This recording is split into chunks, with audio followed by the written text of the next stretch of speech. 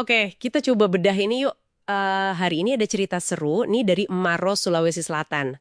Kelihatannya sih berita biasa ya, ular piton 4 meter gegarkan warga.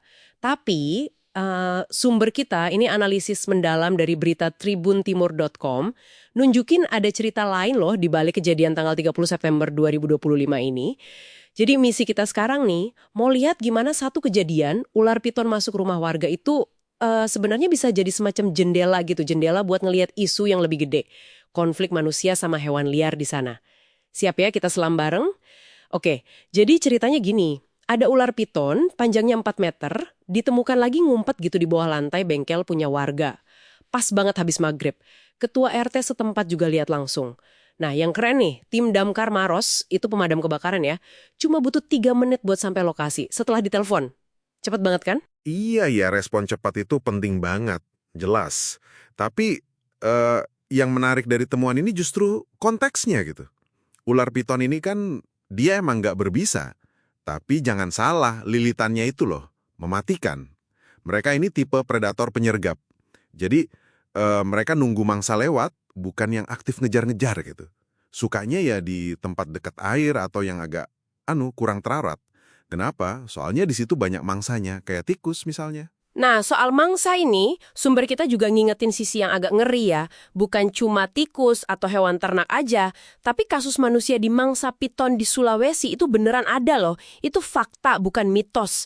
Makanya berita kayak gini jadi kerasa lebih deket aja gitu resikonya. Betul sekali. Dan angka dari PLT Sekretaris Damkar Maros, Pak Baso Tajong, yang dikutip sumber kita ini, lumayan bikin kaget loh. Sepanjang tahun 2025 aja nih, timnya udah evakuasi sekitar 130 ekor ular di Maros. Angka 130 ini, wah, ini udah bukan insiden acak lagi ya. Ini jelas nunjukin ada pola. Tunggu, 130 ular? Dalam setahun? Di satu kabupaten aja? Itu banyak banget loh. Kok bisa gitu ya? Apa sih sebenarnya yang terjadi di sana? Kenapa bisa sebanyak itu ular muncul di dekat rumah warga? Nah, itu dia pertanyaan kuncinya. Memang ada faktor musim sih, kayak pas pancaroba, pergantian musim gitu. Ular cari tempat yang lebih hangat atau lembab kan? Tapi akar masalah yang lebih dalam, dan ini yang ditekankan banget di temuan ini, itu frekuensi interaksi kita, manusia, sama hewan liar ini makin sering. Penyebab utamanya, yaitu habitat alami mereka makin nyusut, gara-gara aktivitas kita juga, buka lahan, bangun ini itu. Jadi secara nggak langsung kita nih yang kayak ngundang mereka masuk ke halaman kita ya. Karena rumah asli mereka makin sempit gitu. Ular ini jadinya bukan sekedar tamu nggak diundang, tapi mungkin lebih kayak pengungsi yang terdesak karena kita ekspansi terus. Iya, perspektif itu penting.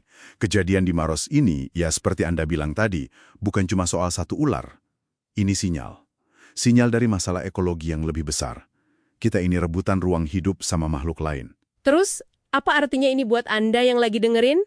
Kasus ini tuh kayak contoh kecil gitu ya, gimana tindakan kita bisa ngaruh ke ekosistem. Respon cepat damkar tadi memang bagus buat keamanan sesaat, tapi itu ibaratnya cuma nempel plester di luka aja kan? Lingkungan, biar nggak banyak tikus. Itu satu hal. Itu kan ngurangin sumber makanan ular. Tapi yang lebih krusial lagi, ya kesadaran kita semua. Kesadaran soal gimana pembangunan kita itu ngaruh ke habitat hewan liar. Kita perlu mikir ulang cara kita berkembang. Jadi berita lokal dari Maros ini sebenarnya cerminan isu global ya soal keseimbangan alam. Jadi pengingat buat kita semua, tindakan kita sekecil apapun ada konsekuensi ekologisnya. Betul. Dan mungkin ini ya, sebagai penutup, bahan renungan buat Anda di rumah.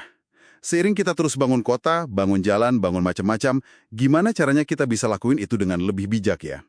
Ada nggak sih cara buat berkembang tanpa terus-terusan menggusur penghuni asli lahan itu? Mengakui kalau kita ini ya berbagi planet sama mereka.